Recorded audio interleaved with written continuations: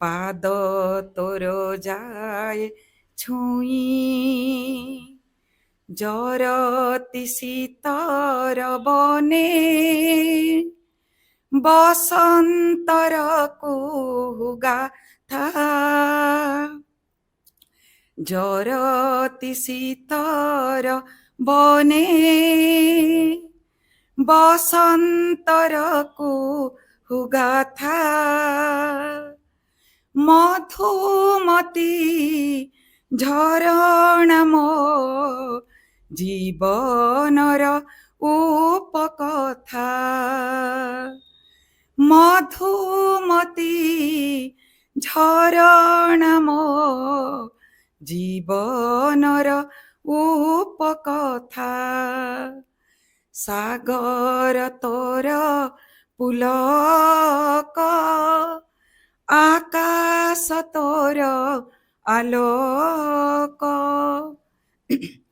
ମା ତୋର ହସରୁ ଧାରେ ମୋ ହୃଦୟ ସାରା ମହକ ମୋ ହୃଦୟ ସାରା ମହକ ମୋ ହୃଦୟ ସାରା ମହକ।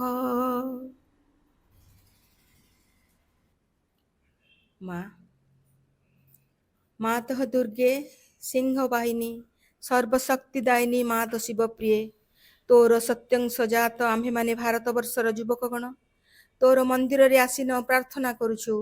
ଶୁଣ ମାତଃ, ଏଇ ଭାରତବର୍ଷେ ଆବିର୍ଭୂତ ହୁଅ, ପ୍ରକାଶ ହୁଅ। ମାତଃ ଦୁର୍ଗେ ଯୁଗେ ଯୁଗେ ମାନବ ଶରୀରରେ ଅବତୀର୍ଣ୍ଣ ହୋଇ ଜନ୍ମେ ଜନ୍ମେ ତୋର ହିଁ କାର୍ଯ୍ୟ କରି ତୋ ଆନନ୍ଦ ଧାମରେ ଫେରିଯାଉ। ଏଥର ବି ଜନ୍ମ ହୋଇ ତୋହରି କାର୍ଯ୍ୟରେ ହିଁ ଆମ୍ଭେମାନେ ବ୍ରତୀ। ଶୁଣ ମାତଃ, ଏଇ ଭାରତବର୍ଷେ ଆବିର୍ଭୂତ ହୁଅ, ସହାୟ ହୁଅ। ମାତଃ ଦୁର୍ଗେ ସିଂହ ବାହିନୀ ତ୍ରିଶୂଳଧାରିଣୀ ବର୍ମ ଆବୃତ ସୁନ୍ଦର ଶରୀରେ ମାତଃ ଜୟଦାୟିନୀ ତୋ ପ୍ରତୀକ୍ଷାରେ ଭାରତ ରହିଅଛି। ତୋର ସେହି ମଙ୍ଗଳମୟୀ ମୂର୍ତ୍ତି ଦେଖିବାକୁ ଉତ୍ସୁକ। ଶୁଣ ମାତଃ, ଏଇ ଭାରତବର୍ଷେ ଆବିର୍ଭୂତ ହୁଅ, ପ୍ରକାଶ ହୁଅ। ମାତଃ ଦୁର୍ଗେ ବଳଦାୟିନୀ ପ୍ରେମଦାୟିନୀ ଜ୍ଞାନଦାୟିନୀ ଶକ୍ତି ସ୍ୱରୂପିଣୀ ଭୀମେ ସୌମ୍ୟ ରୌଦ୍ର ରୂପିଣୀ ଜୀବନ ସଂଗ୍ରାମେ ଭାରତ ସଂଗ୍ରାମେ ତୋର ପ୍ରେରିତ ଯୋଦ୍ଧା ଆମ୍ଭେମାନେ ଦିଅ ମା ପ୍ରାଣେ ମନେ ଅସୁରର ଶକ୍ତି ଅସୁରର ଉଦ୍ୟମ ଦିଅ ମା ହୃଦୟରେ ବୁଦ୍ଧିରେ ଦେବ ଚରିତ୍ର ଦେବ ଜ୍ଞାନ।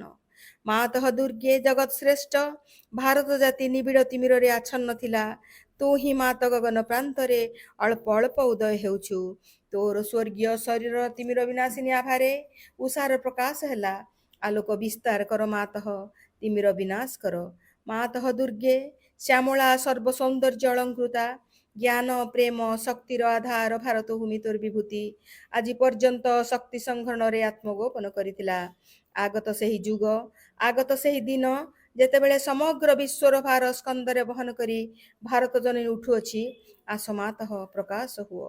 ମାତଃ ଦୁର୍ଗେ ତୋର ସନ୍ତାନ ଆମ୍ଭେମାନେ ତୋ ପ୍ରସାଦରେ ତୋ ପ୍ରଭାବରେ ମହତ୍ କାର୍ଯ୍ୟ ମହତ୍ ଭାବର ଉପଯୁକ୍ତ ହେଉ। ହେ ମାତଃ, ବିନାଶ କର କ୍ଷୁଦ୍ରତା ବିନାଶ କର ସ୍ୱାର୍ଥ ବିନାଶ କର ଭୟ। ମାତଃ ଦୁର୍ଗେ କାଳୀ ରୂପିଣୀ ନୁବୁଣ୍ଡ ମାଳିନୀ ଦିଗମ୍ବରେ କୃପାଣ ପାଣି ଦେବୀ ଅସୁର ବିନାଶିନୀ କ୍ରୂର ନିନାଦରେ ଅନ୍ତସ୍ତରୀକୁ ବିନାଶ କର। ଗୋଟିଏ ବି ଯେପରି ଆମ୍ଭମାନଙ୍କ ମଧ୍ୟରେ ଜୀବିତ ରହି ନପାରେ। ବିମଳ ନିର୍ମଳ ଯେପରି ହେଉ ଏହି ପ୍ରାର୍ଥନା ମାତଃ, ପ୍ରକାଶ ହୁଅ। ମାତଃ ଦୁର୍ଗେ ସ୍ୱାର୍ଥ ଭୟ କ୍ଷୁଦ୍ର ସହାୟତାରେ ମ୍ରିୟମାଣ ଭାରତ ହେ ମାତଃ, ଆମମାନଙ୍କୁ ମହତ୍ କର ମହତ୍ ପ୍ରୟାସୀ କର ଉଦାର ଚେତା କର ସତ୍ୟ ସଂକଳ୍ପ କର ଯେପରି ଆଉ ଅଳ୍ପାସି ନିଶ୍ଚେଷ୍ଟ ଅଳସ ଭୟଭୀତ ନ ହେଉ। ମାତଃ ଦୁର୍ଗେ ଯୋଗ ଶକ୍ତି ବିସ୍ତାର କର। ଆମେ ହିଁ ତୋର ପ୍ରିୟ ଆର୍ଯ୍ୟ ସନ୍ତାନ। ଆମ୍ଭମାନଙ୍କ ମଧ୍ୟରେ ଲୁପ୍ତ ଶିକ୍ଷା ଚରିତ୍ର ମେଧାଶକ୍ତି ଶ୍ରଦ୍ଧା ଭକ୍ତି ତପସ୍ୟା ବ୍ରହ୍ମଚର୍ଯ୍ୟ ସତ୍ୟ ଜ୍ଞାନ ବିକାଶ କରି ଜଗତରେ ବିତରଣ କର। ମାନବ ସହାୟ ଦୁର୍ଗତି ନାଶିନୀ ଜଗଦମ୍ବେ ପ୍ରକାଶ ହୁଅ। ମାତଃ ଦୁର୍ଗେ ଅନ୍ତସ୍ତରୀକୁ ସଂହାର କରି ବାହାରର ବାଧାବିଘ୍ନ ନିର୍ମୂଳ କର। ବଳଶାଳୀ ପରାକ୍ରମୀ ଉନ୍ନଚେତା ଆର୍ଯ୍ୟ ଜାତି ଭାରତର ପବିତ୍ର କାନନେ ଉର୍ବର କ୍ଷେତ୍ରେ ଗଗନ ସହଚର ପର୍ବତ ତଳେ ପୂତ ସଲିଳା ନଦୀ ତୀରେ एकता प्रेम सत्य शक्ति शिल्प साहित्य विक्रम ज्ञान रे श्रेष्ठ होई निवास करू मातृचरण रे यहाँ प्रार्थना प्रकाश हुओ। मातः दुर्गे आम मान मध्य जोग बल प्रवेश कर आमे माने होई उठिबु तोर जंत्र अश्व विनाशी तरबारी अज्ञान तिमिर विनाशी प्रदीप।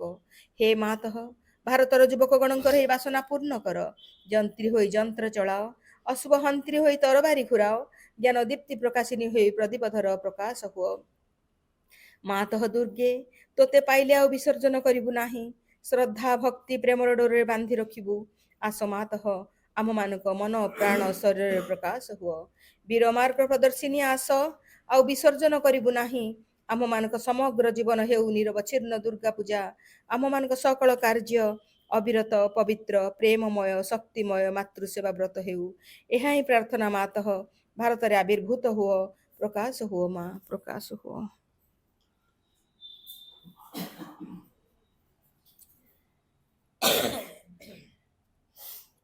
ମା ପୁସ୍ତିକା ତୃତୀୟ ଅଧ୍ୟାୟ। ଯଦି ଜୀବନ ପଥରେ ସକଳ ଭୟ ସଙ୍କଟ ଏବଂ ସର୍ବନାଶ ବିରୁଦ୍ଧରେ କବଚାବୃତ ହୋଇ ଚାଲିବାକୁ ଚାହଁ ତେବେ କେବଳ ଦୁଇଟି ଜିନିଷ ପ୍ରୟୋଜନ।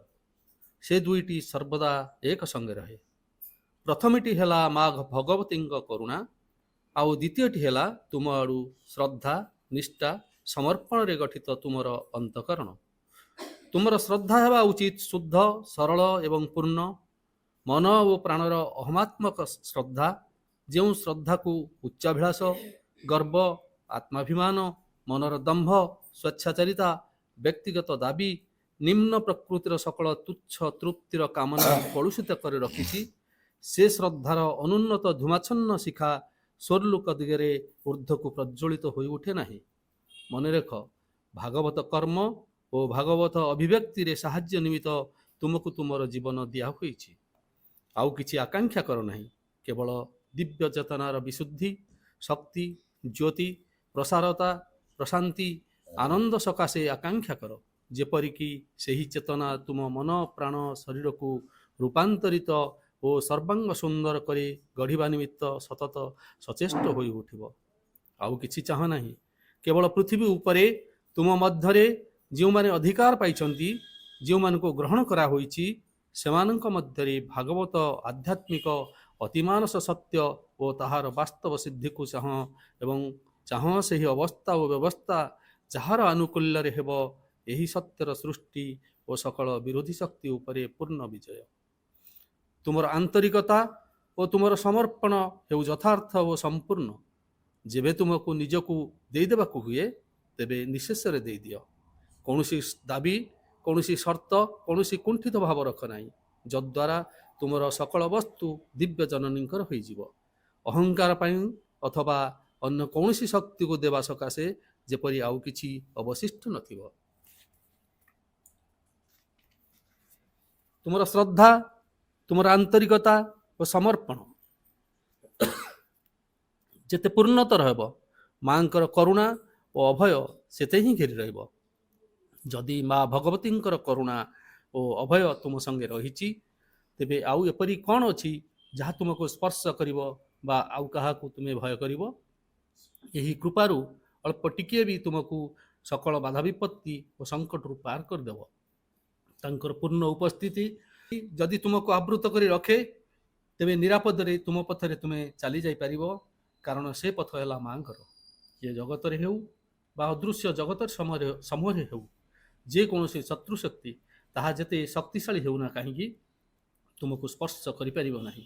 କୌଣସି ବିଭୀଷିକା ତୁମ ଚିନ୍ତାର କାରଣ ହୋଇପାରିବ ନାହିଁ। ଏହି କରୁଣାର ସ୍ପର୍ଶରେ ସଙ୍କଟ ସୁଯୋଗରେ ବ୍ୟର୍ଥତା ସାର୍ଥକତାରେ ଦୁର୍ବଳତା ଅମୋଘ ସାମର୍ଥ୍ୟରେ ପରିଣତ ହୁଏ କାରଣ ଦିବ୍ୟ ଜନନୀଙ୍କର ଅନୁକମ୍ପା ହେଲା ପରମେଶ୍ୱରଙ୍କର ଅନୁମତି। ଏବେ ହେଉ ବା ପରେ ହେଉ ତାହାର ଫଳ ସୁନିଶ୍ଚିତ ପୂର୍ବ ନିର୍ଦ୍ଦିଷ୍ଟ ଅବସମ୍ଭାବୀ ଓ ଅନିର୍ବାର୍ଯ୍ୟ। ଧ୍ୟାନ ଓ ପ୍ରାର୍ଥନା ମେ 28, 1914। ଏହି ଜଗତର ଅଗଣ୍ୟ ଉପକରଣ ସବୁକୁ ତୁ ସଚଳ ଚଞ୍ଚଳ ଓ ମନ୍ଥନ କରି ଚାଲିଛୁ ଯେଉଁଥିରେ ସେମାନଙ୍କର ଆଦିମ ତାମସ ଆଚ୍ଛନ୍ନତାରୁ ସେମାନଙ୍କର ଆଦିମ ବିଶୃଙ୍ଖଳାରୁ ସେମାନେ ଜାଗ୍ରତ ହୋଇ ଉଠିବେ ସଚେତନତା ମଧ୍ୟରେ ଓ ଜ୍ଞାନର ପୂର୍ଣ୍ଣ ଆଲୋକ ମଧ୍ୟରେ। ଏହିସବୁ ଉପକରଣକୁ ମନ୍ଥନ କରିବା ପାଇଁ ମନ୍ଥନ ଦଣ୍ଡ ହେଲା ତୋର ପରମ ପ୍ରେମ। ଆଉ ସେ ପ୍ରେମ ତୋର ଅସୀମ ଅତଳ ହୃଦୟ ଆଭ୍ୟନ୍ତରରୁ ଅକ୍ଷୟ ଧାରାରେ ଉଚ୍ଚାରିତ ହେଉଛି। ତୋର ହୃଦୟ ହିଁ ମୋର ଆବାସ କ୍ଷେତ୍ର, ତୋର ହୃଦୟ ହିଁ ମୋ ସତ୍ତାର ସଦ୍ବସ୍ତୁ। ତୋ ହୃଦୟରେ ମୁଁ ସଂଲଗ୍ନ, ମୁଁ ହୋଇଯାଇଛି ତୋର ହୃଦୟ। ଶାନ୍ତି ସକଳ ବସ୍ତୁରେ ଶାନ୍ତି ବିରାଜମାନ କରୁ। Savitri.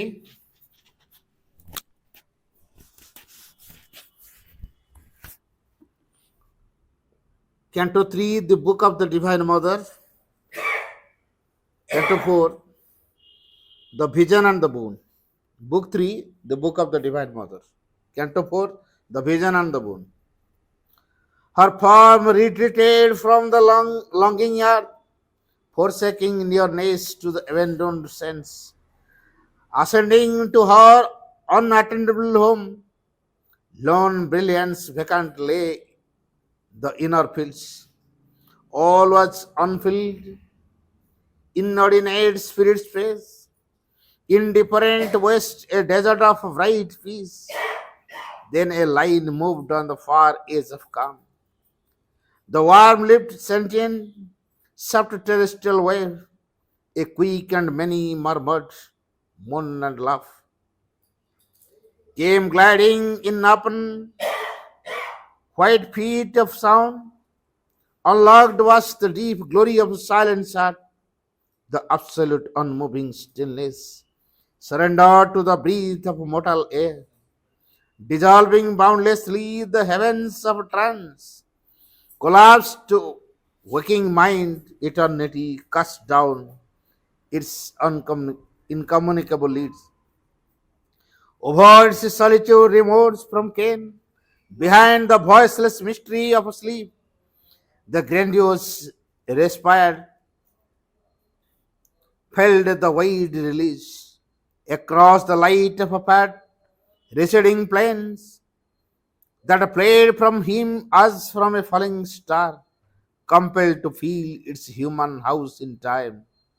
His soul drew back into the speed and noise of the vast business of created things, a chariot of the marvels of the heavens, brought best to bear the gods on fairy wheels. Flaming he swept through the spiritual gate. The mortals still received him in its midst. Once more he moved amidst material senses, limited by intimations from the heights and the poses of the building brain, touched by the thoughts that skim up the fathomless search, the eternal seeker in the eonic field, besieged by the intolerant praise of hours, again was strong for the great swift-footed God, again was strong for great swift-footed God.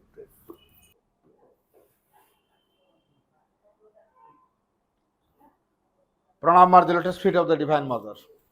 করুণাময় মা পরমপ্রভু শ্রী অরবিন্দ, উপস্থিত সমস্ত মাতৃসন্তান, ଆଜି ଗୋଟେ ପବିତ୍ର ଦିବସ। ପରମପ୍ରଭୁ ଶ୍ରୀ ଅରବିନ୍ଦଙ୍କର ଆଜି ହେଉଛି ଜନ୍ମ ଦିବସ। ଗୋଟେ ପ୍ରଶ୍ନ ଏଠି ଆମ ଭିତରେ ଉଠିବା ଦରକାର, ଶ୍ରୀ ଅରବିନ୍ଦ କ'ଣ ଏଇ 1872 ଜନ୍ମ ହେଲେ ନା ସେ ଆଗରୁ ଥିଲେ? ତେବେ ଶ୍ରୀ ଅରବିନ୍ଦଙ୍କର ଆଜି ଆମେ ଜନ୍ମଦିନ ପାଳନ କରୁଛୁ, ଅର୍ଥାତ୍ ପରମଙ୍କର ସ୍ଥୂଳ ରୂପରେ ମାନବ ରୂପରେ ଏ ପୃଥିବୀର ଆଗମନୀକୁ ଆମେ ତାଙ୍କର ଜନ୍ମଦିନ ବୋଲି କହୁଛୁ। ଯିଏ ପରମ ସେ ଯୁଗେ ଯୁଗେ ଅଛନ୍ତି, ଭିନ୍ନ ଭିନ୍ନ ନାଁରେ, ଭିନ୍ନ ଭିନ୍ନ ରୂପରେ, ଭିନ୍ନ ଭିନ୍ନ କାର୍ଯ୍ୟଧାରା ଭିତରେ ସେ ନିଜକୁ ସାମିଲ କରିଛନ୍ତି। ଏବେ ସଂସାରରେ ଗୋଟେ ନୂଆ କାର୍ଯ୍ୟ ହବାର ଅଛି, ଯେଉଁ ନୂଆ କାର୍ଯ୍ୟଟି ଯାହା କେବେ ଆଗରୁ ସମ୍ଭବ ହେଇନି। ସେ ନୂଆ କାର୍ଯ୍ୟଟି ହେଉଛି ଏ ପୃଥିବୀ ସ୍ୱର୍ଗ ରାଜ୍ୟରେ ପରିଣତ ହେବ, ବିଶ୍ୱ ପ୍ରକୃତିର ପରିବର୍ତ୍ତନ ହେବ, ମାନବ ଦିବ୍ୟ ମାନବରେ ପରିଣତ ହେବ, ସାଧାରଣ ମାନୁଷୀ ଜୀବନକୁ ଅତିକ୍ରମ କରି ସେ ଏକ ଦିବ୍ୟ ଜୀବନ ଲଭିବ, ମୃତ୍ୟୁ ଉପରେ ପୂର୍ଣ୍ଣ ବିଜୟ ହାସଲ କରିବ ଏବଂ ଜରା ବାର୍ଦ୍ଧକ୍ୟ अज्ञानता मिथ्या ए सबुर कबलरू से निजक मुक्त रखिपर पूर्ण विजय हासिल कर तेबे ये जो कार्यधारा को तुलेबा पाई जो से निजे निजक प्रकाश करेंगे तांकर सृष्टि भितर से लुचिकी थिले धीरे धीरे प्रकाश करेंगे ये प्रकाश को परम को प्रकाश करिया काम रे आमे माने सहयोग करिउ बोली से आमको बचन तेणु यहाँ हूँ आम भाग्य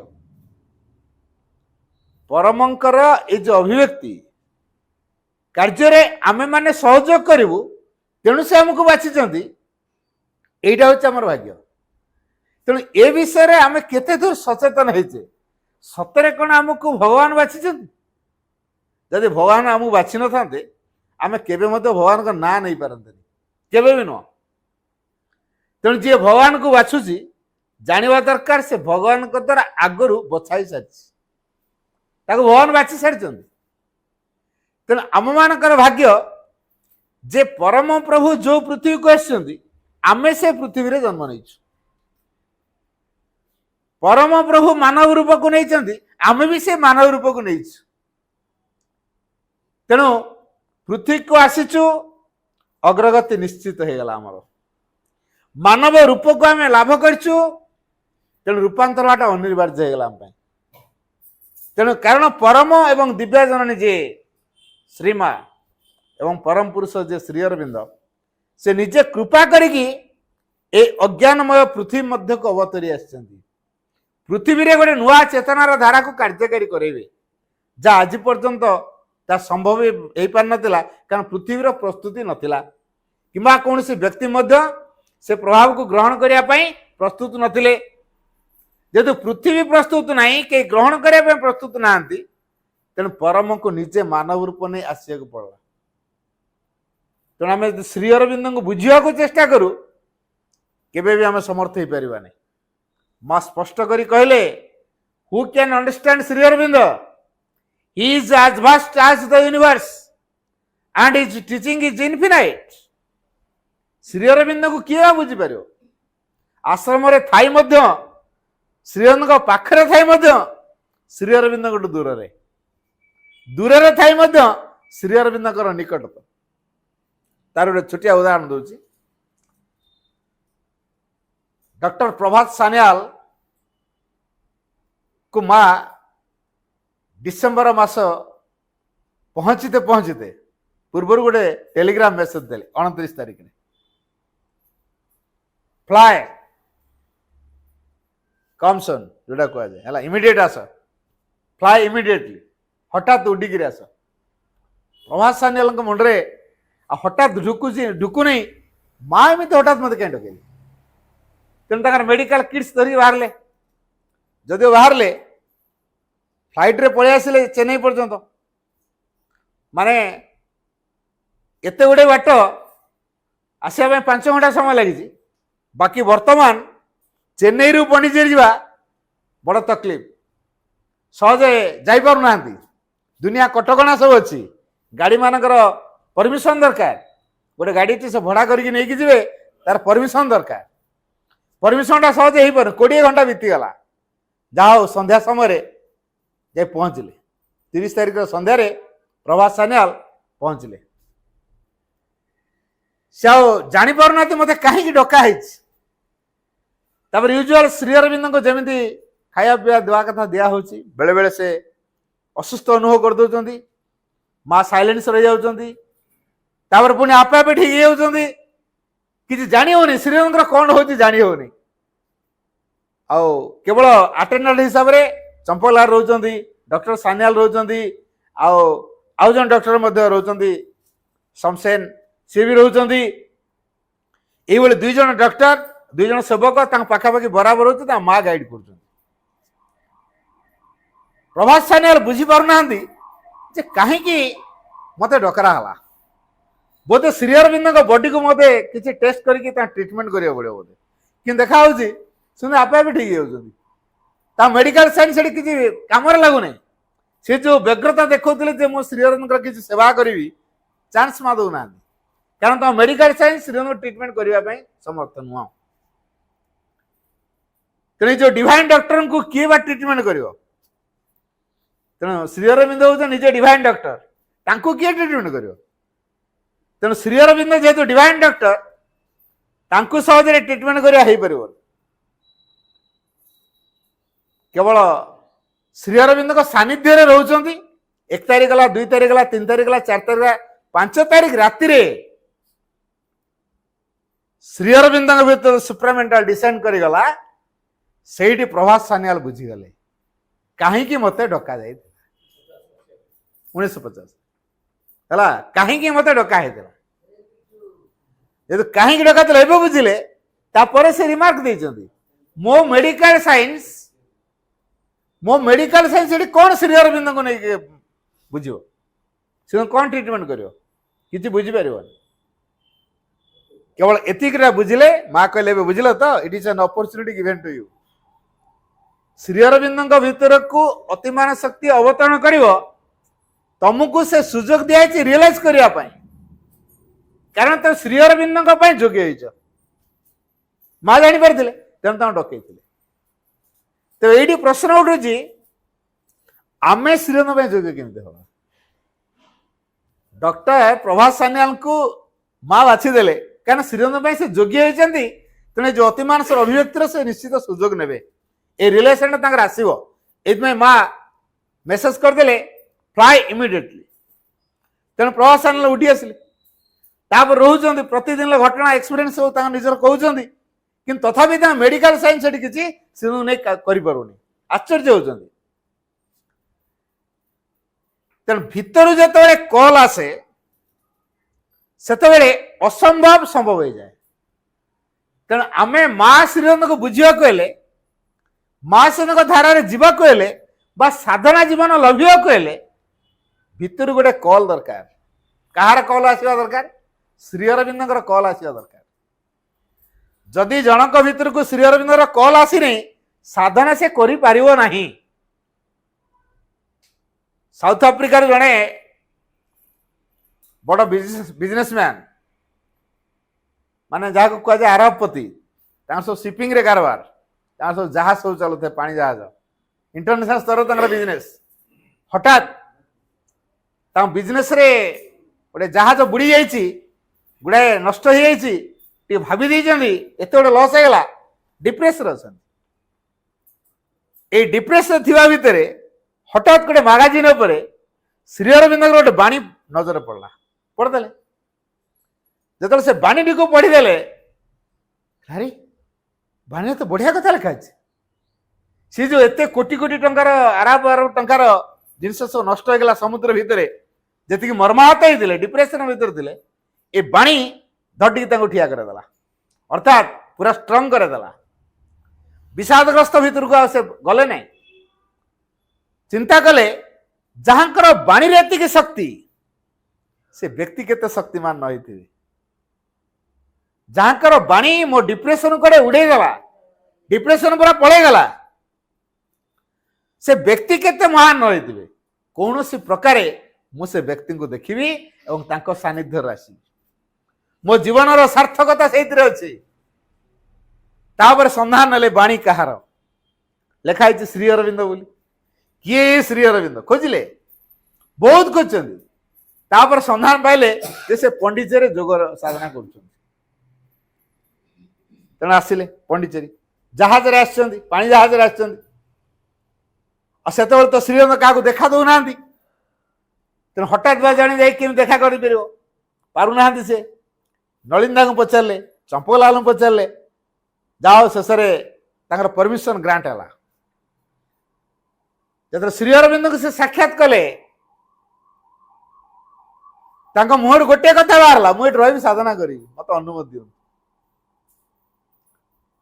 मुझे रही साधना करी मत अनुमति दिंतु श्री अरविंद कहले तमें साधना कर पारबनी जाओ तुम बिजनेस संभाल मु बिजनेस करी बोली तो मुझे कहनी सी क्यों जानले मु बिजनेस करे बोली मन रे आउट स्ट्राइक गला मु तो बिजनेस करे बोली तांको कहनी केवल गोटे कथा कहूँ मुझे आज्ञा रही साधना करी मत अनुमति दिं सी कहते श्रीरंग कहते तुम द्वारा साधना हम नहीं ଯାଅ ତମ ବିଜନେସ୍ ସମ୍ଭାଳ। ଆଶ୍ଚର୍ଯ୍ୟ ହେଲେ, ମୁଁ ବିଜନେସ୍ କରେ ବୋଲି ତ ତାଙ୍କୁ କହିନି, ମୋ ବ୍ୟକ୍ତିଗତ ଜୀବନ ବିଷୟରେ କିଛି କହିନି, କେବଳ ଗୋଟେ ଅନୁରୋଧ କରିଥିଲି, ମୁଁ ଏଠି ସାଧନା କରିବି, ମୋତେ ଅନୁମତି ଦିଅନ୍ତୁ। କିନ୍ତୁ ହଠାତ୍ ସେ କହୁଛନ୍ତି ନା ତମ ଦ୍ୱାରା ସାଧନା ହବନି। କାହିଁକି ହବନି? ନା ସାଧନା କରିବା ପାଇଁ ଭିତରୁ ଗୋଟେ କଲ୍ ଆସିବା ଦରକାର। କହିଲେ ଏଇ କଲ୍ଟା କେମିତି ଆସେ? ଶ୍ରୀମତୀ ଉଦାହରଣ ସ୍ଥଳରେ କହିଲେ, ଖାଦ୍ୟ କେତେବେଳେ ଖାଉଛ? ନା ଭୋକ ହେଲେ। ନିଦ୍ରା କେତେବେଳେ ଯାଉଛ? ବିଛଣା କେତେବେଳେ ଯାଉଛ? ନା ନିଦ ହେଲେ। ନିଦ ମୋଡଉଛି, ଭୋକ ମୋଡଉଛି, ସେଇଭଳି ସାଧନା ମୋଡେଇବ ହେଲା। ଯୋଉଦିନ ସାଧନା ମୋଡେଇବ ଜାଣିବ ସେଦିନ ସାଧନା ପାଇଁ କଲ୍ ଆସିଗଲା। ଆଉ ମୋର ତ ଏଇଟା ଏଇନା ହେଇନି। ଆଚ୍ଛା ହଉ, ତାହେଲେ ଅପେକ୍ଷା କରିବି। ନାଇଁ ନାଇଁ, ତମ ନିଜ ଇଏକୁ ପଳାଅ, ସେଠି ବିଜନେସ୍ ସମ୍ଭାଳିବ। ଯିବା ପୂର୍ବରୁ ସେ ଆଉ ଗୋଟେ ଅନୁରୋଧ କଲେ, ହେଲା ଆପଣ ତ କହିଲେ ମୁଁ ନିଶ୍ଚୟ ଯିବି, ହେଲେ ଗୋଟେ ଅନୁରୋଧ କରିବି ଆପଣଙ୍କ ପାଖରେ। କୁହ। ହେଲେ ମୁଁ ତ ପାଣି ଜାହାଜରେ ଆସିଛି, ପାଣି ଜାହାଜରେ ଯିବି। ଯଦି ଜାହାଜ ଭିତରେ ମୋର କଲ୍ ଆସିଲା, ଜାହାଜ ତ ମୋ ପାଇଁ ଫେରିବନି, ଜାହାଜ ତା ବାଟରେ ପଳେଇବ। ମୁଁ କିନ୍ତୁ ସେଇଠି ସମୁଦ୍ରକୁ ଡେଇଁବି, ପହଁରି ପହଁରି ଆସିବି, ଆପଣ ମତେ ସେତେବେଳେ ଆକ୍ସେପ୍ଟ କରିବେ। ମାନେ କି ଡେଞ୍ଜରସ୍ କଥା ସେ କହୁଛନ୍ତି, ଟିକେ ଅନୁମାନ କରିବା। ସେ କହୁଛନ୍ତି ମୁଁ ସମୁଦ୍ରକୁ ଡେଇଁବି ଜାହାଜରୁ, ପହଁରି ପହଁରି ଆସିକି ଏଠି ପହଞ୍ଚିବି, ଆପଣ ମତେ ସେତେବେଳେ ଆକ୍ସେପ୍ଟ କରିବେ, ସେତେବେଳେ ମତେ ହରାସ କରିବେନି। ଶୁଣି ସାରିବା ପରେ ଶ୍ରୀରନ୍ଦ କହିଲେ ତମର କଲ୍ ଆସିଗଲା, ଆଉ ଯିବା ଦରକାର ନାହିଁ। କାହିଁକିନା ସାଧନା କରିବା ପାଇଁ ଯିଏ ସମୁଦ୍ର ପାଣିକୁ ଡେଇଁବ, ତା ମାନେ କଣ? ମୃତ୍ୟୁ ମୁହଁକୁ ଡେଇଁବ। ସମୁଦ୍ର ଜଣେ ଡେଇଁରେ ବଞ୍ଚିବ ନା? ଏଇ ଯୋଉ ବିରାଟ ବିରାଟ ମାଛ ଜୀବଜନ୍ତୁ ସବୁ ଅଛନ୍ତି, ସେ ବ୍ୟକ୍ତିକୁ ଖାଇବେ କି ନାହିଁ? ତେଣୁ ଯେ ଜୀବନକୁ ପାଣି ଛଡେଇ ଦଉଛି ସାଧନା ପାଇଁ, ତାର ସାଧନା ପ୍ରତି କେତେ ବ୍ୟାକୁଳତା ତିଆରି ହେଲାଣି। ସେ କହିଲେ ତମ ସାଧନା ପାଇଁ କଲ୍ ଆସିଗଲା। ରହିଲେ, ଶେଷ ଜୀବନ ପର୍ଯ୍ୟନ୍ତ ରହିଲେ, ଆଉ ନିଜ ଦେଶକୁ ଗଲେ ନାହିଁ। ବିଜନେସ୍ ତାଙ୍କର ସମ୍ଭାଳିଲା, ତାଙ୍କର ଘର ଲୋକ ସବୁ ସମ୍ଭାଳିଲେ, ଗଲେ ନାହିଁ। ଶେଷ ଜୀବନ ପର୍ଯ୍ୟନ୍ତ ସାଧନାରତ ରହିଲେ। ଇଏ ହଉଛି କଲ୍। ଆମେ ଶ୍ରୀ ଅରବିନ୍ଦଙ୍କ ପାଇଁ ଯୋଗ୍ୟ ହବା ଏତେ ସହଜ କଥା ନୁହଁ। କାରଣ ଶ୍ରୀ ଅରବିନ୍ଦଙ୍କର ଭିତରେ ଚେତନା ଭିତରେ ପ୍ରବେଶ କରିବା, ସେଥିପାଇଁ ପ୍ରସ୍ତୁତ ହେବାକୁ ହେଲେ ପ୍ରଥମେ ଆମକୁ ଇଗୋଲେସ୍ କମ୍ପ୍ଲିଟ୍ ମ୍ୟାନ୍ ହେବାକୁ ପଡ଼ିବ। ଟର୍ମଟା ମନେ ରହିଲା, ଇଗୋଲେସ୍ କମ୍ପ୍ଲିଟ୍ ମ୍ୟାନ୍। ଶ୍ରୀରନ୍ଦ ଏଇ କଥା ଚାହୁଁଛନ୍ତି। କେତେ ଜଣ ଇଗୋଲେସ୍ କମ୍ପ୍ଲିଟ୍ ମ୍ୟାନ୍କୁ ନେଇ ସେ ଭବିଷ୍ୟତର ନୂଆ ସମାଜ ପରିକଳ୍ପନା କରିବେ। ତେଣୁ ସେଇ ଯୋଉ ଇଗୋଲେସ୍ କମ୍ପ୍ଲିଟ୍ ମ୍ୟାନ୍କୁ ଚାହୁଁଛନ୍ତି, ତା ଲିଷ୍ଟ ଭିତରେ ଆମେ ଅଛୁ ନା? ଟିକେ ନିଜକୁ ବର୍ତ୍ତମାନ ପଚାରିବା, ଏଇ ଯୋଉ ଇଗୋଲେସ୍ କମ୍ପ୍ଲିଟ୍ ମ୍ୟାନ୍, ଇଗୋଲେସ୍ ତ କୁହାଗଲା, ପୁଣି ଗୋଟେ କମ୍ପ୍ଲିଟ୍ ମ୍ୟାନ୍ କୁହାଗଲା। ଆମେ କଣ ଏପର୍ଯ୍ୟନ୍ତ କମ୍ପ୍ଲିଟ୍ ମ୍ୟାନ୍ ହେଇନୁ? ନା। କାହିଁକି ହେଇନୁ? ଆମର ଗୋଟେ ପାଦ ଆନିମାଲିଟି ଭିତରେ ଅଛି, ଆଉ ଗୋଟେ ପାଦ ହ୍ୟୁମାନିଟି ଭିତରେ, ଗୋଟେ ପାଦ ପଶୁତ୍ୱ ସ୍ତରରେ, ଆଉ ଗୋଟେ ପାଦ ମାନବ ପାଖରେ। ତାପରେ ଆମେ ଚାହୁଁଛୁ ଦିବ୍ୟ ମଣିଷଟେ ହବା ପାଇଁ। କୋଉ ପ୍ରକାର ଷ୍ଟେଜରେ ଆମେ ଅଛୁ ଟିକେ ଅନୁମାନ କରନ୍ତୁ। ଏଇ ଅବସ୍ଥା ଆମ ଦୁଃଖର କାରଣ। ଗୋଟେ କଥାରେ ଆମେ ଜାଣିବା ଯେ ଆମ ଭିତରେ ଗୋଟେ ପାଦ ପଶୁତ୍ୱ ସ୍ତରରେ ଅଛି, ଆଉ ଗୋଟେ ପାଦ ମନୁଷ୍ୟ ପାଖରେ ଅଛି। ତାପରେ ଆମେ ଚାହୁଁଛୁ ଏକ ଦିବ୍ୟ ମଣିଷଟେ ହବା ପାଇଁ। ଏଇଟା ହେଲା ଆମ ପାଇଁ କ୍ରୁସିଆଲ ଷ୍ଟେଜ। ଦିଟା ପାଦ ମଣିଷର, ଗୋଟେ ପାଦ ପଶୁ ପାଖରେ, ଆଉ ଗୋଟେ ପାଦ ମଣିଷ ପାଖରେ, କେମିତି ସେ ଦିବ୍ୟ ମଣିଷଟା ହବ? ତେଣୁ ଯୋଉ ପଶୁତ୍ୱ ପାଖରେ ଅଛି ପାଦଟା, ତାକୁ ଛାଡିବାକୁ ପଡିବ, ତାହେଲେ ସେ ଦିବ୍ୟତା ଆଡକୁ ପାଦଟା ବଢେଇ ପାରିବ। ଆମେ ପଶୁତ୍ୱକୁ ଛାଡି ପାରୁନୁ, ଅର୍ଥାତ୍ ପୁରୁଣାକୁ ଛାଡି ପାରୁନୁ। ଅତୀତର ନୀତି ନିୟମ ରିଜିଡିଟି ଭାବକୁ ଆମେ ଛାଡି ପାରିନା, ଫ୍ଲେକ୍ସିବଲ ହେଇପାରୁନୁ, ନମନୀୟ ହେଇପାରୁନୁ। ତ ସାଧନା ବା ଯୋଗ ଆମ ଦ୍ୱାରା ସମ୍ଭବ ତ? ତଥାପି ହତାଶ ହେବାର ଚାନ୍ସ ନାହିଁ। କାହିଁକିନା ଏଇ ଯୋଉ ଶ୍ରୀ ଅରବିନ୍ଦଙ୍କର ପ୍ରଭାବ ଏମିତି, ତାଙ୍କର ଯିଏ କ୍ରିୟାତ୍ମକ ଶକ୍ତି ଦିବ୍ୟ ଜନନୀ, ଯଦି ଆମେ ତାଙ୍କରି ପାଖରେ ନିଜକୁ ଦେଇପାରିବା, ସିଏ ଆମକୁ ପରମଙ୍କ ପାଇଁ ଯୋଗ୍ୟ କରିବେ। ତେଣୁ ସେଇଥିପାଇଁ କୁହାଯାଇଛି he who loves the Mother is doing my yoga. କଣ କୁହାଗଲା? He who loves the Mother is doing my yoga. ଯିଏ ମାଙ୍କୁ ଭଲ ପାଉଛି ସିଏ ମୋ ଯୋଗ କରୁଛି। ତେଣୁ ଏଇ ମାଙ୍କୁ ଭଲ ପାଇଲେ ଅଟୋମେଟିକ ଆମ ଭିତରେ ଯୋଗ ହବ, ଅର୍ଥାତ୍ ଶ୍ରୀଙ୍କ ପ୍ରଭାବ କାର୍ଯ୍ୟକାରୀ ହବ। ତେଣୁ ଶ୍ରୀ ଅରବିନ୍ଦ ଆସିନାହାନ୍ତି ଗୋଟେ ନୂଆ ଯୋଗଧାରାକୁ ଏଠି ପ୍ରଣୟନ କରିବା ପାଇଁ ବା ଗୋଟେ ନୂଆ ଶିକ୍ଷାନୀତିକୁ ଏଠି ପୃଥିବୀରେ ପ୍ରଣୟନ କରିବା ପାଇଁ। ଅନ୍ୟ ଧର୍ମନୀତି, ଅନ୍ୟ ଶିକ୍ଷାନୀତି ୟା ତୁଳନାରେ ଶ୍ରୀ ଅରବିନ୍ଦଙ୍କର ଶିକ୍ଷାନୀତି ବା ଧର୍ମନୀତି ଯେ ଅଲଗା, ଟିକେ ଉନ୍ନତ ମାନର, ଏମିତି ବୁଝିବା ପୁରାପୁରି ଭୁଲ। କାରଣ ଶ୍ରୀ ଅରବିନ୍ଦ ସେମିତି କୌଣସି ଧର୍ମନୀତି ପ୍ରଣୟନ କରିବାକୁ ଆସିନାହାନ୍ତି। ତାହେଲେ କଣ ପାଇଁ ଆସିଛନ୍ତି? What Sri Aurobindo represents in the world's history, it's not a teaching, not even a revelation. It is a decisive action direct from the Supreme. କଥାଟି ଆଉ ଥରେ କହୁଛି, What Sri Aurobindo represents in the world's history, world's history ଅର୍ଥ ପୃଥିବୀ ଇତିହାସରେ, ପୃଥିବୀ ଇତିହାସରେ ଶ୍ରୀ ଅରବିନ୍ଦ ଯାହା ପ୍ରତିନିଧିତ୍ୱ କରୁଛନ୍ତି ସେଠି କଣ ହେଇପାରେ? ଇଟ୍ସ ନଟ୍ ଏ ଟିଚିଂ, ସିଏ ଗୋଟେ ଶିକ୍ଷା ଉପଦେଶ ନୁହେଁ। ତେଣୁ what Shri Aurobindo represents in the world's history is not a teaching, not even a revelation, କିମ୍ବା ସେ ଗୋଟେ ପ୍ରକାଶ୍ୟ ମଧ୍ୟ ନୁହେଁ। ତାର ସେ କଣ ହେଇପାରେ? It is a decisive action direct from the supreme. ପରମଙ୍କ ପାଖରୁ ନିଃସୃତ ହୋଇ ଆସିଥିବା ଏକ କାର୍ଯ୍ୟଧାରା ଯାହା ଆଗରୁ ସ୍ଥିରୀକୃତ ହେଇସାରିଛି। ତେଣୁ ପରମଙ୍କ ଭୂମିରେ ସ୍ଥିର ହୋଇ ସାରିଥିବା ଏକ କାର୍ଯ୍ୟଧାରାର ପ୍ରତିନିଧିତ୍ୱ କରୁଛନ୍ତି ଶ୍ରୀ ଅରବିନ୍ଦ। ତେଣୁ ସେ ପରମଙ୍କ ପାଖରେ କଣ ସ୍ଥିର ହେଇଛି ଆମେ ତ ଜାଣିନୁ। ତେଣୁ ଆମର ବର୍ତ୍ତମାନ କାମ ହେଲା ସେ ପରମ ଚେତନା ପାଖରେ ନିଜକୁ ଦେଇପାରିବା। ଯିଏ ଯେତେ ମାତ୍ରାରେ ପରମ ଚେତନା ପାଖରେ ନିଜକୁ ଦବ, ପରମ ଚେତନାର ପ୍ରଭାବ ତା ଭିତରକୁ ସେତିକି ଅନୁପ୍ରବେଶ କରିବ, କ୍ରିୟା କରିବ। ତେଣୁ ଆମର କାମ ହେଲା ସେ ପରମ ଚେତନା ବିଷୟରେ ସଚେତନ ହବା, ପରମ ଚେତନା ପାଖରେ ନିଜକୁ ନିବେଦନ କରିବା। ଏହି ନିବେଦନର ମାତ୍ରା ଆମ ଭିତରେ ଯେତେ ଅଧିକ ହବ, ପରମ ଚେତନାର ଶକ୍ତିର କାର୍ଯ୍ୟଧାରା ଆମ ଭିତରେ ସେତିକି କ୍ରିୟାଶୀଳ ହବ। ତେଣୁ ଆମେ ଯଦି ଚାହୁଁଛୁ ପରମ ଚେତନା ଆମ ଭିତରେ କ୍ରିୟାଶୀଳ ହଉ, ତାହେଲେ ଆମକୁ ସେ ପରମ ଚେତନା ପାଖରେ ନିଜକୁ ନିବେଦନ କରିବାକୁ ପଡିବ। ଏତେ ସହଜ କଥା ନୁହଁ। ଯଦି ଏମିତି ଖାଲି ଦେଇ ହେଉଥାନ୍ତା, ମଣିଷ କୋଉ ଦିନ ରୂପାନ୍ତର ହେଇସାରନ୍ତା।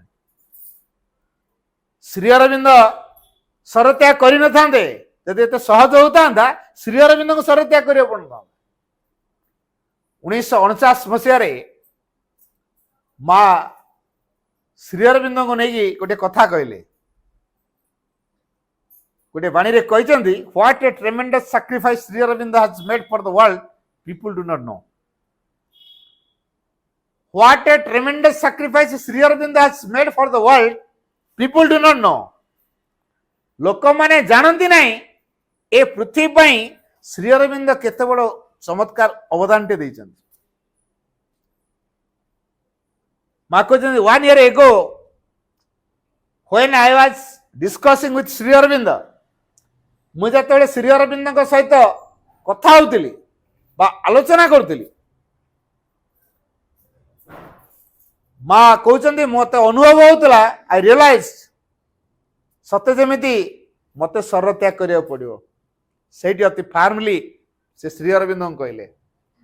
ଶ୍ରୀ ଅରବିନ୍ଦ ଅତି ଦୃଢ଼ତାର ସହିତ କହିଲେ ଆଉ ନମ୍ର ଭାବରେ କହିଲେ, no this can never be, if necessary I might.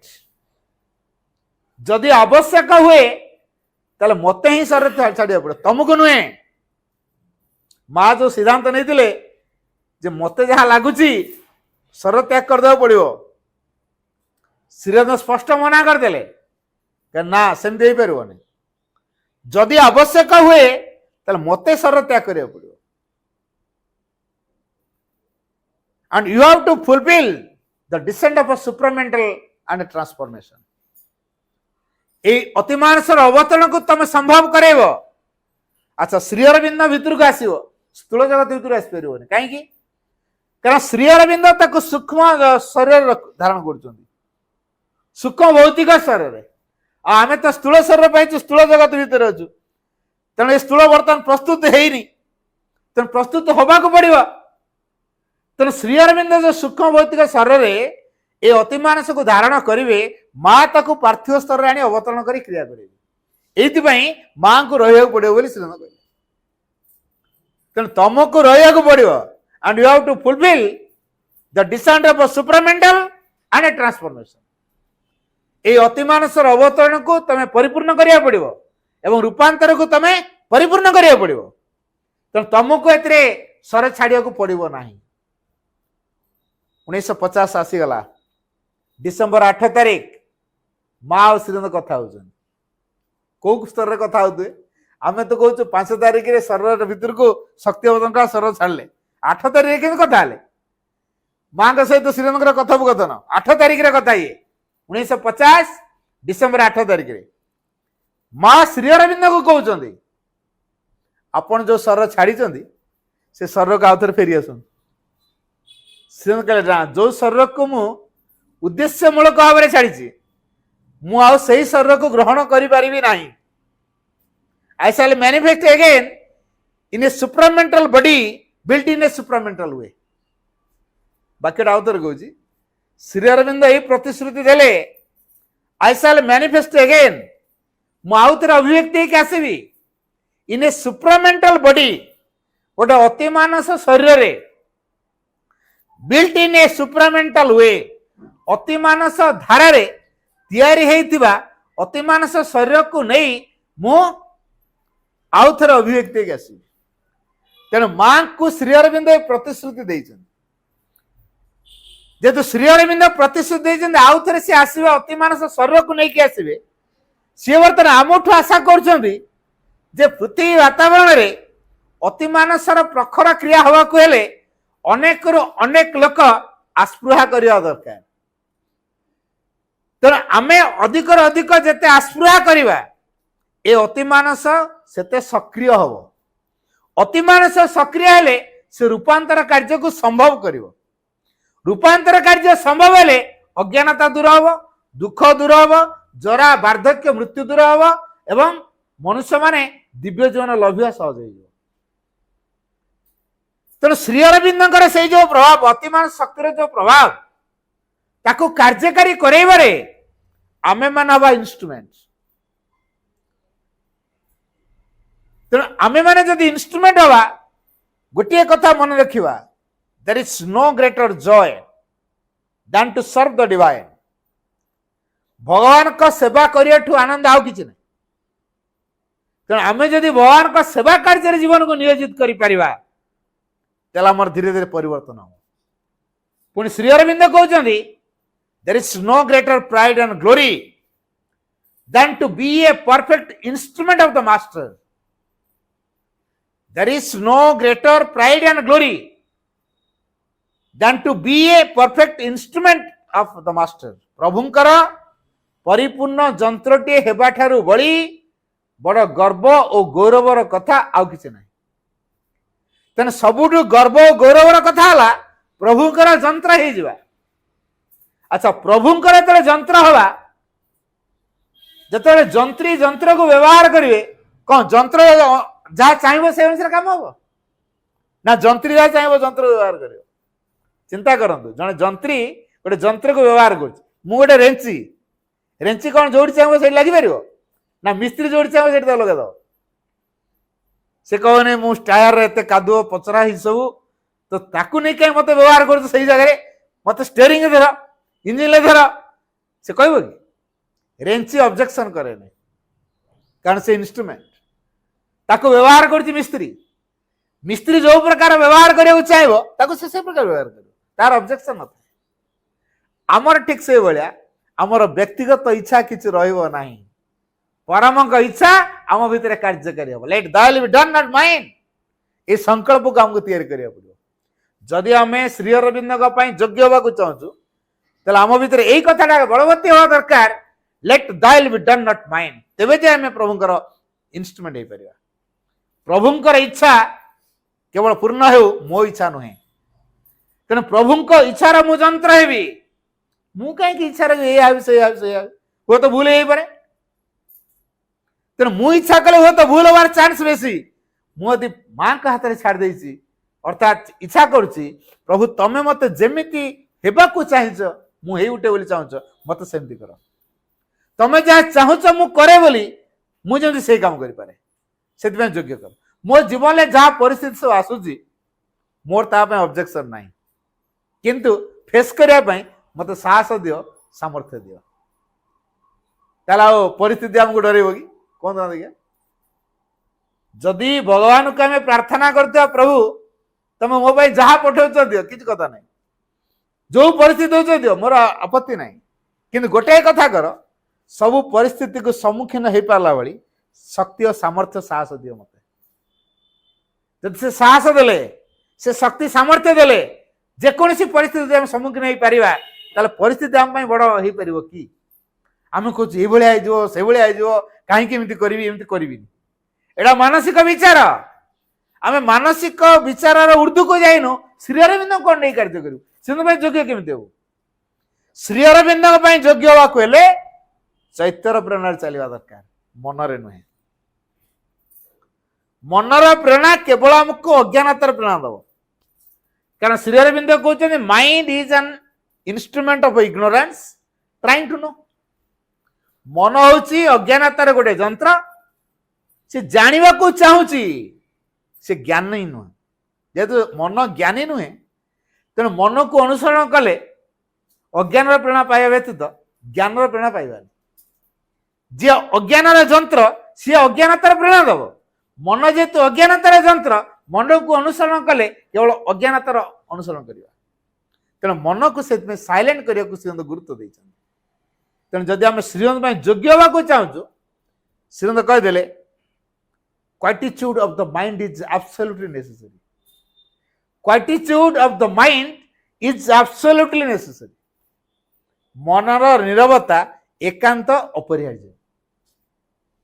ମନକୁ ନିରବ କରି ଶିଖିବା। କାହିଁକି? ମନ ନିରବ ହେଲେ ଯଥାର୍ଥ ଜ୍ଞାନଟା ଭିତରୁ ବାହାରିବ। ଭିତରେ କଣ କ୍ରିୟାଶୀଳ ହବ? ଗୋଟେ ଇଣ୍ଟୁସନ କ୍ରିୟାଶୀଳ ହବ। ଇଣ୍ଟୁସନ ମାନେ ସମ୍ବୋଧି। ଏ ସମ୍ବୋଧିକର ଗୋଟେ ଲକ୍ଷଣ କଣ? ସେ ଆମକୁ ଫୋରସାଇଟ୍ ଦବ। ଫୋରସାଇଟ୍ ଅର୍ଥ ଆଗୁଆ ଦେଖେଇ ଦବ, ଏଇଆ ହବାକୁ ଯାଉଛି, ମୋର ଏଇଆ ହବ ସେଇଆ ହବ, ଆଗରୁ ଜାଣି ହେଇଯିବ, ଫୋରସାଇଟ୍ ଆସିଯିବ।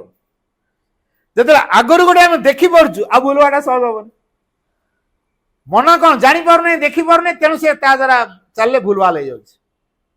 ଆଉ ଯଦି ଇଣ୍ଟୁସନ କାମ କରିବ, ମା ସେଥିପାଇଁ କହିଲେ it is by cultivating intuition that one prepares to live in the future. ସମ୍ବୋଧି ଉପରେ ଅନୁଶୀଳନ କରିବା ଦ୍ୱାରା ଜଣେ ଭବିଷ୍ୟତ ନିମିତ୍ତ ଜୀବନ ବଞ୍ଚିପାରେ, ପ୍ରସ୍ତୁତ ହେଇପାରେ। ଯଦି ଆମେ ଭବିଷ୍ୟତ ପାଇଁ ପ୍ରସ୍ତୁତ ହଉଛୁ, ତାହେଲେ ଆମର ଇଣ୍ଟୁସନ ଦରକାର।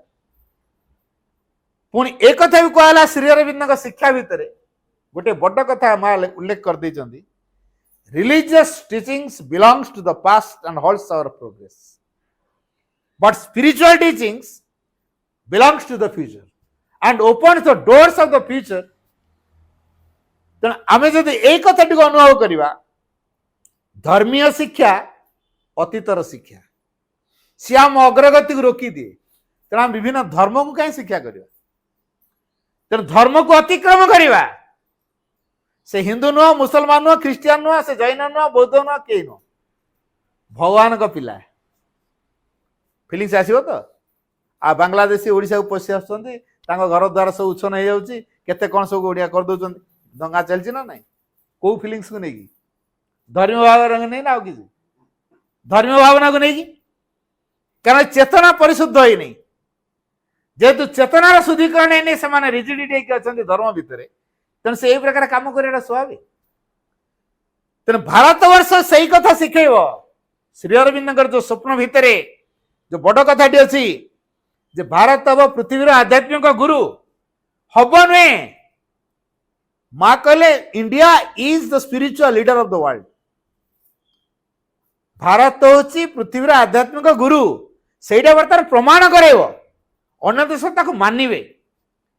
तेणु आम भारतीय हिसाब से श्री अरविंद दृष्टि आमको यही कथाटी को करिया पड़ो आम अंतरात्मा को जागृत करिया पड़ो तारी प्रेरणा हमको कार्य करिया पड़ो सी को धर्म भितर बंधा नुह हिंदूर भी जमी अंतरात्मा अच्छी मुसलमान भी सेमती अंतरात्मा अच्छी ख्रीस्टियान सेमती अंतरात्मा अच्छी बौद्ध लोकर अंतरात्मा अच्छी तेणु जे अंतरात्मा तार प्रेरणा शुणिले सी के भूल प्रेरणा दब ना सी कौन संकीर्णतार कथा कहब ना सी सब गोटे प्यूरिटी कथा कहे से सत्यर प्रेरणा दिए से भगवान सहित सीधासख संपर्क रखी था ए दृष्टि प्रत्येक व्यक्ति को चैत्य आविष्कार को गुरुत्व दिखाई चैत्य प्रेरणा द्वारा परिचालित को गुरुत्व दिखाई तेणु आम जदि चैत्य प्रेरणा द्वारा परिचालित हेले आम सिंह योग्य हवा पुणी एक कथा कहुची by being sincere courage endurance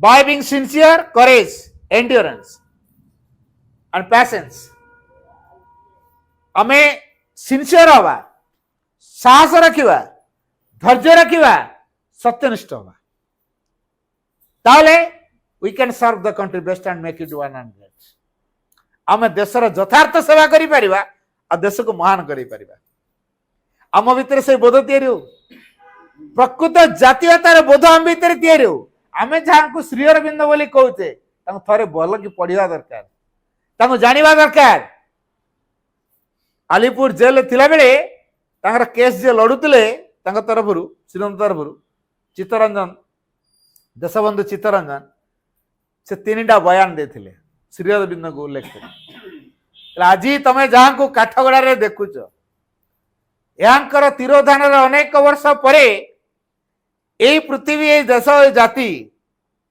जो रूप रे तांको ग्रहण करियो मानिवो एवं तांकर बाणी सागर सागर सात सागर पार होई गुंजरित हो कोर्ट भितरे एक कथा से कहिथिले को आकार रे ए काठगड़ा जहाँ को देखुच से होचंते लवर ऑफ ह्यूमैनिटी मानव जातिर प्रेमिक से कौन कहते हिंदू मानकर कहते ना मुसलमान कहते हाँ मानव जाति कथा कहले लवर ऑफ ह्यूमैनिटी मानव जातिर प्रेमिक आ कौन हिंदू मानकर प्रेमिक कहते मुसलमान प्रेमिक कही ना ख्रीस्टियान प्रेमिक कही ना जिते मनीष अच्छा पृथ्वी रे सबू मनीषर से प्रेमिक सबू मनीष से भल पाँच सब मनीषर दुख से सही समस्त कल्याण पाई अनेक किसी निजको उत्सर्ग कर सहयोग कर तपस्या से जी आमरी मान एत कष्ट कले तपस्या कले सहयोग कले सब सकल जातना सहले आमे तांक प्रति कृतज्ञ ही शिखिबानी तांका कृपा प्रति आमे कृतज्ञ ही शिखिबा तांको हमर समग्र सत्तारे कार्यकारी करे तांकर योग्य करेबारे निजको प्रस्तुत करेबा तेणु तांकरी कृपा केन्द्र आम समग्र सत्ता को अधिकार कर क्रिया कर प्रति मुहूर्त प्रयत्न करने दरकार जमी प्रभुंर कृपा वंचित न हो प्रभु कृपा जमी मो भीतर क्रिया करे यही भावना को लेकिन आमको या पड़ो पुणी ये जो Shri Aurobindo is an emanation of the supreme who came on earth ये श्री अरविंद होचंदी परम अवतार हु केम ऑन अर्थ जे कि पृथ्वी पृष्ठ को आसी टू अनाउंस घोषणा करने the manifestation of a new race a new world the supramental गोटे नूतन जाति गोटे नूतन पृथ्वी अभिव्यक्ति हम यही कथाटी को घोषणा करने मेसेंजर मेसेंजर नुआ कथा किसी कही ना जहाँ परम चेतनार भूमि रे हो सारी से कथाटी को शुणी देवाई वार्ता बही आस तेणु श्री अरविंद होचन messenger of the future announcer of the future belongs to the future and is the future गोटे कथा मन रखा Shri Aurobindo doesn't belong to the past nor to the history Shri Aurobindo is the future advancing towards its realization Odia रे कहि दोची Shri Aurobindo doesn't belong to the past Shri Aurobindo अतीतर नुहंती not to the history किंबा इतिहास नुह से इतिहास नुह कि अतीत नुह ताले कौन है Sri Aurobindo is the future Sri Aurobindo होते से भविष्य दिव्य भविष्य advancing towards its realization. এই দিব্য উপলব্ধি আড়କୁ ଭବିଷ୍ୟତରେ ଯୋଉ ଉପଲବ୍ଧି ଦିବ୍ୟ ଉପଲବ୍ଧି ଆଡକୁ ସେ ଆମକୁ ଅଗ୍ରସର କରେଇ ନଉଛନ୍ତି। ଆମେ ଯିବା ନା ଟଣା ଘୋଷରା ଖାଇକି ଯିବା? କ୍ୱେଶ୍ଚନଟା ଆମ ପାଖରେ। ସହଜରେ ଆମେ ଯିବା ନା ଟଣା ଘୋଷରା ଖାଇକି ଯିବା? ଶ୍ରୀ ଅରବିନ୍ଦଙ୍କର ତପସ୍ୟା ବେଳେ ଯୋଉ ଶକ୍ତି ଆସିଛି, ପୃଥିବୀ ପରିବର୍ତ୍ତନଟା ଅନିବାର୍ଯ୍ୟ ହେଇଛି। ତେଣୁ ପୃଥିବୀ ବର୍ତ୍ତମାନ ଗୋଟେ ପରିବର୍ତ୍ତନ, ପୁରୁଣାକୁ ଛାଡୁଛି, ନୂଆକୁ ଗ୍ରହଣ କରୁଛି। ମଝି ପିରିୟଡରେ ଅଛି। ପୁରୁଣାକୁ ଛାଡିବା, ନୂଆକୁ ଗ୍ରହଣ କରିବା ଅବସ୍ଥାଟାରେ ବର୍ତ୍ତମାନ ପୃଥିବୀ ଚାଲିଛି। ପୁରୁଣାକୁ ସହଜେ ଛାଡି ପାରୁନାହିଁ, ନୂଆକୁ ପୂର୍ଣ୍ଣ ମାତ୍ରା ଧରି ପାରୁନି। କୋଉ ପ୍ରକାର ଅବସ୍ଥା ଭିତରେ ଥିବ ପୃଥିବୀ ଅନୁମାନ କରନ୍ତୁ। ତେଣୁ ଚାରିଆଡେ ସେଇ କ୍ରିସିସଟା ଦେଖା ଦେଇଛି। ବର୍ତ୍ତମାନ ପ୍ରେଜେଣ୍ଟ କ୍ରିସିସର ମେନ୍ କଜ ହେଲା supramental pressing upon matter. Supramental pressing upon matter. ଏ ଜଡ ଉପରେ ଅତି ମାନସ ଚାପା ଦଉଛି।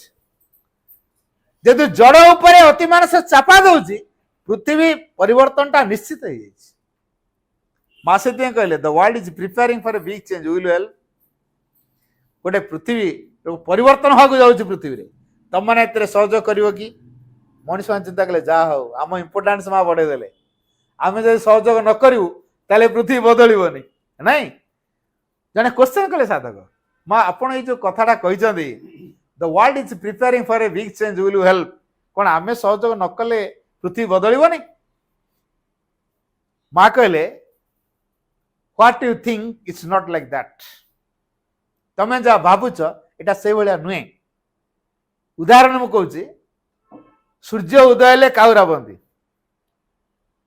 ରାସ୍ତାଘାଟ ଚାରିଆଡେ ଖାଲି କାଁ କାଁ କେ କାଁ ସବୁ କାଉ ରାବିବେ। କଣ କାଉ ନ ରାବିଲେ ସୂର୍ଯ୍ୟ ଉଦୟ ହବନି? କାଉ ରାବୁଛନ୍ତି ବୋଲି ସୂର୍ଯ୍ୟ ଉଦୟ ହଉଛି ନା କଣ? କଣ ତମେ ଦେଖିଆ, କାଉ ରାବୁଛନ୍ତି ବୋଲି ସୂର୍ଯ୍ୟ ଉଦୟ ହଉଛି କି? ନା ସୂର୍ଯ୍ୟ ଉଦୟ ହବାରୁ କାଉ ରାବିଲା? କୁକୁଡା ରାବିଲା ବୋଲି ସକାଳ ହଉଛି? ନା ସକାଳ ହବାରୁ କୁକୁଡା ରାବିଲା? କୋଉଟା ଠିକ?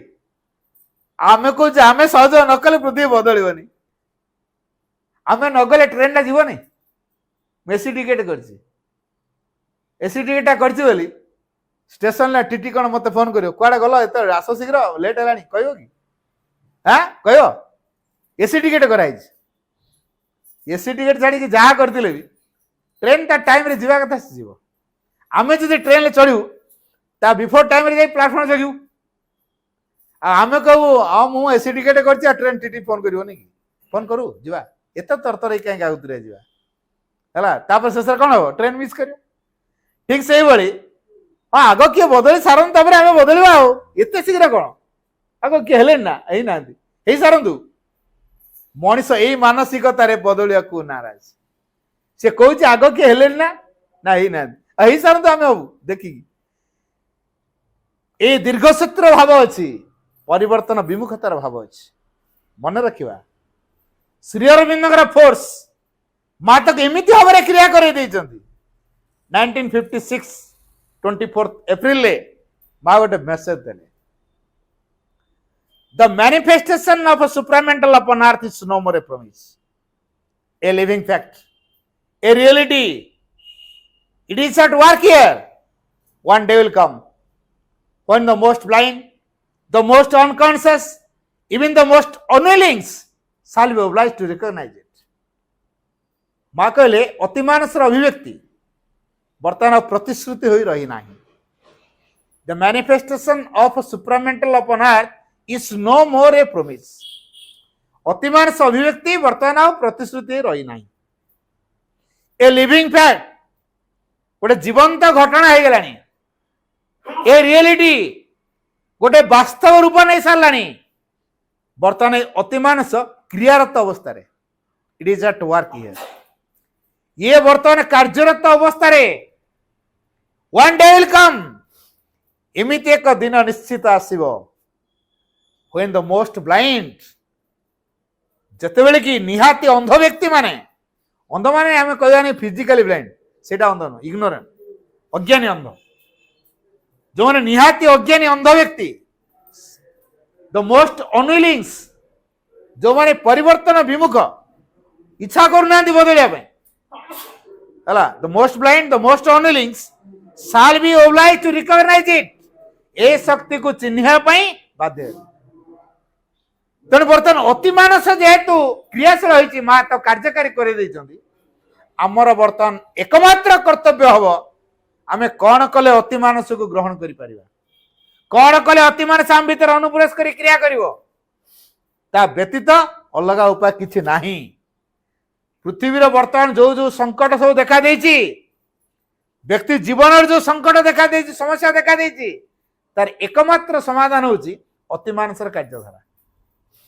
जदि अति मानस को आम भीतर क्रियार रूप दबा ताले जीवन समस्यार समाधान सहित पृथ्वी समस्यार मध्य समाधान हो।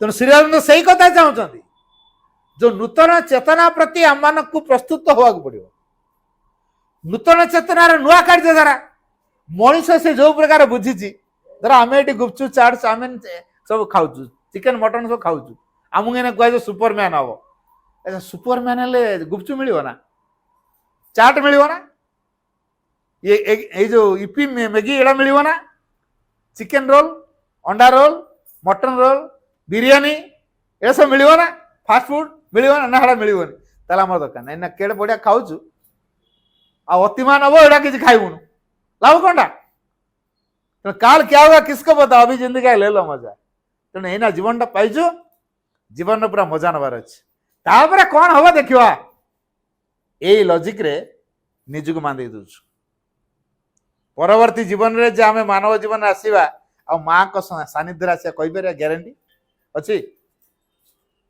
परवर्ती जीवन रे आमे जे मां सन सानिध्य आसीबा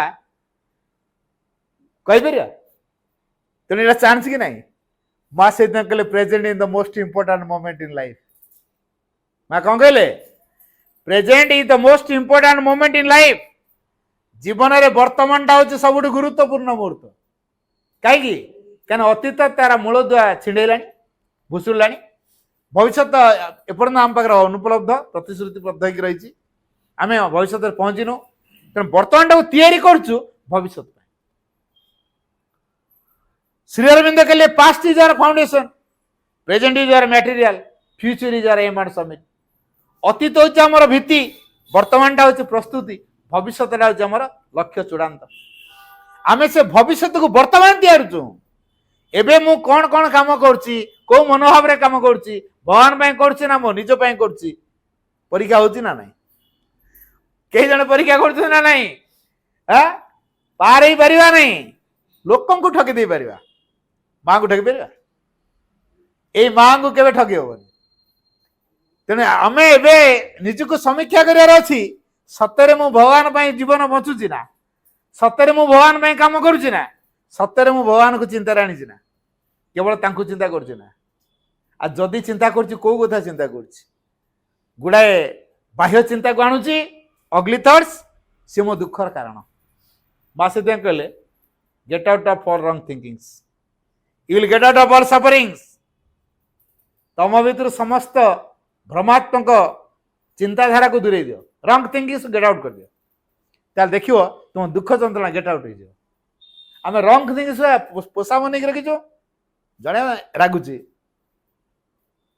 बारंबार रागुची ते कौन एका रागी आस भाव मोर राग ना ना कौन मो राग कि तू देखिनु रागटा मोर कहीदे राग मोर पैटर्नल प्रॉपर्टी होगा राग भी मोर जमी टंका मोर घर द्वार मोर जमबाड़ी मोर ड्रेस मोर स्कूटी मोर मोटरसाइकेल मोर कार मोर सुना मोर गहना मोर से राग भी मोर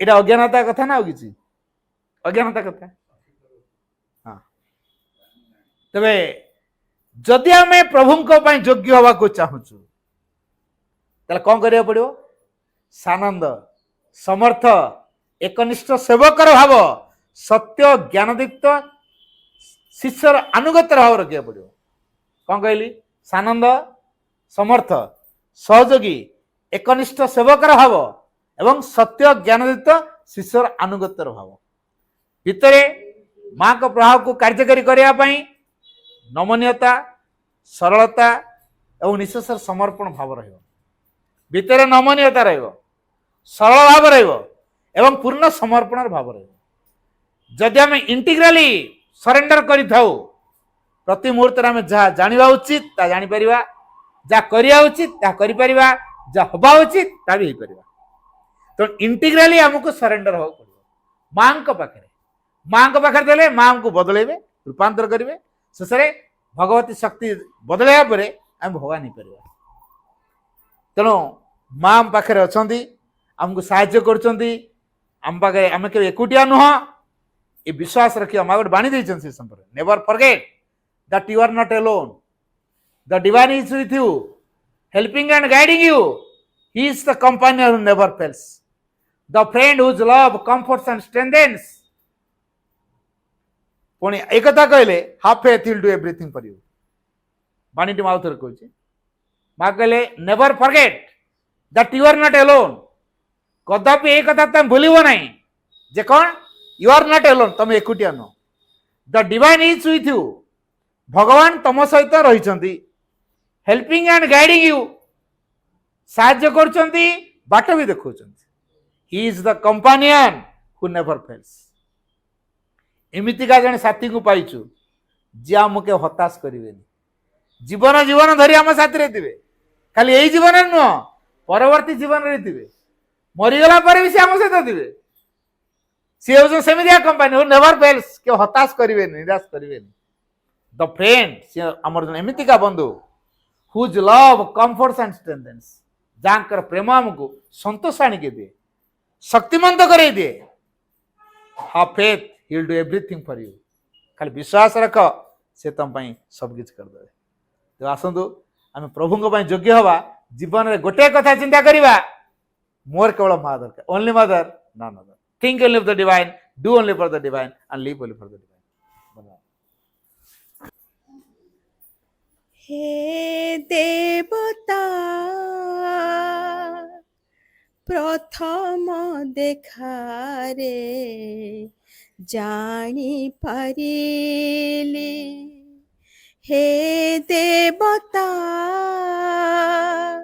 प्रथम देखारे जानी पारिली मंतर सत्ता तुमे सेही दिन जानिली जानी पारिली हे देवता प्रथम देखारे जानी पारिली हे देवता नैवेद्य ग्रहण कर मोहर सकल चिंता भावना अनुभूति भी तुमर प्रत्येक रकत बिंदु प्रभु सीना तुमर जानी पारिली हे देवता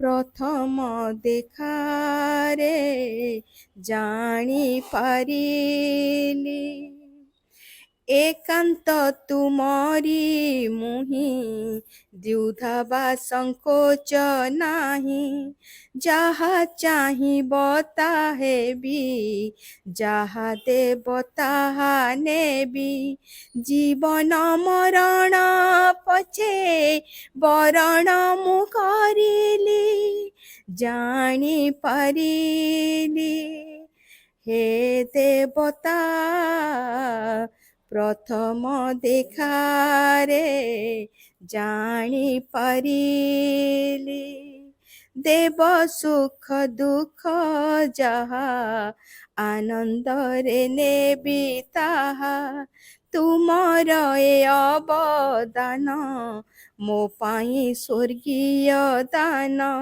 सर्वश्रेष्ठ आनंद से देव मोते जानिली जानी पारिली हे देवता प्रथम देखारे जानी पारिली जानी पारिली जानी पारिली। आज पवित्र अगस्ट 15 परम प्रभु अतिमानसर महानायक श्री अरविंदर जन्मदिन ମା ଦିବ୍ୟ ଜନନୀ କରୁଣାମୟୀ ଆପଣମାନେ ସମସ୍ତେ ବାପାଙ୍କ ଘରେ ଆସିକି ପହଞ୍ଚିଲେ ଆଉ ଆମର ବାର୍ଷିକ ପାଠଚକ୍ରକୁ ଆପଣମାନେ ଆସି ପୂର୍ଣ୍ଣ ଭାବରେ ଯୋଗ ଦେଲେ। ଆପଣଙ୍କର ସାହାଯ୍ୟ ମୁଁ ମନେ ରଖିବି। ଆପଣମାନଙ୍କୁ ମୋର ଉପଯୁକ୍ତ କୃତଜ୍ଞତା। ଏତିକି। ବର୍ତ୍ତମାନ ଆମେ ମାଙ୍କ ମ୍ୟୁଜିକ୍ ସହିତ ଟିକେ ନୀରବ ରହିବା, କାର୍ଯ୍ୟକ୍ରମକୁ ମାଙ୍କ ନିକଟରେ ନିବେଦନ କରିବା।